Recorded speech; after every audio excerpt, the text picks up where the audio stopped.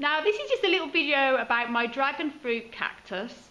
Now I've had this plant now for many years, and probably, well, I say about many years, probably about 6 years. I bought it and it was just a pot full of little seedlings, and over the years, as you can see, it's grown into quite a few stems. Now a few weeks ago I put a video up of how to pot up a dragon fruit cutting, because I had a lovely person donate that's right word to use, give me a wonderful dragon fruit cutting, because he was asking if I had any in my collection, and I said I only have a small one I've had for years. It hasn't really grown that much in that time. As you can see, it's got loads of lovely long stems, but he's given me a lovely big segment of his big plant, which I'll just show you. I had that sort of rooting up there, so thank you again, you know who you are. And this one here, as you can see, it's time for it to be repotted. Look at the roots coming all the way through the bottom. So in this video, I'm just going to show you this, just talk to you a little bit about my little plant. I was going to repot it and just wanted to share it with you, really. I've got the next size potter, which is this one. I'd always recommend never potting up a plant, especially a cactus or succulent, into a much, much bigger pot. Always go into one pot, just the next size up, as in this case. The reason being is they don't like to be kept, their roots don't like to be kept soaking wet. And when you pot it into a much bigger pot, it's very difficult for the soil to dry out quick when the roots are only quite shallow and they're sitting in all this soil. So I always find I've never lost a cactus from going into a pot a little bit under than over, but I've lost many a cactus and succulent in my past from over potting, so that's just my experience. So always go for one just a little bit bigger up.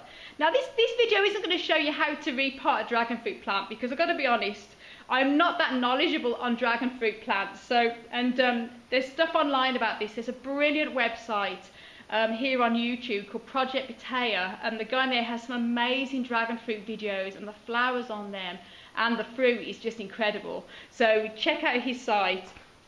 And this is just to share with you, potting this up. Now the soil mix I'm going to be using one that I use similar to my epiphytic cacti, which is going to be 60% Johnnins number 2, which is actually soil-based compost, so any soil-based compost.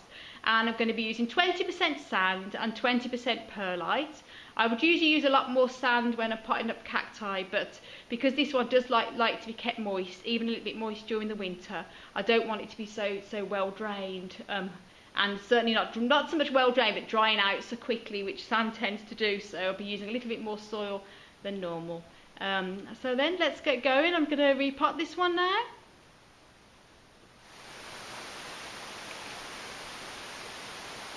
Now just a little tip when it comes to repotting cacti and succulents is always to loosen up. So in this case the roots are all tangled at the bottom. Very gently loosen them before taking them out of the pot. As I'd normally say, be repotting them dry, the soil as dry as possible. With a dragon fruit plant it should be pretty much okay.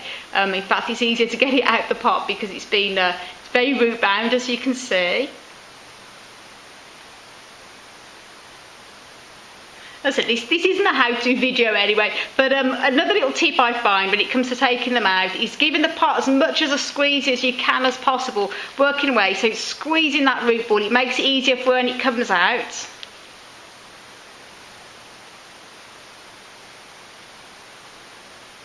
Now when it's out of its pot, it's always a good time to check for any bad roots that need cutting away, and check there's no bugs in the soil, because sometimes you find them annoying mealy bugs in the soil, in which case I'd wash as much soil off as possible, well, all the soil off, and get rid of all the bugs.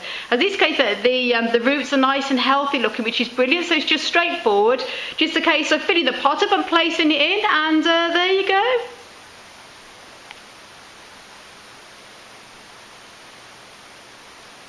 Now it's in its pot. I've put a good couple of inches of fresh soil at the bottom. Now it's really difficult sort of showing you this when I've only got one hand, and I've got that one hand obviously on the camera trying to film on the other hand trying to put the soil in, but I'm just going to do this to show you a bit of an idea. Obviously put soil all around the edging of the plant once it's tucked in, like so, and I'm just going to push it all around the edges of the pot and then push it down as deep as I can.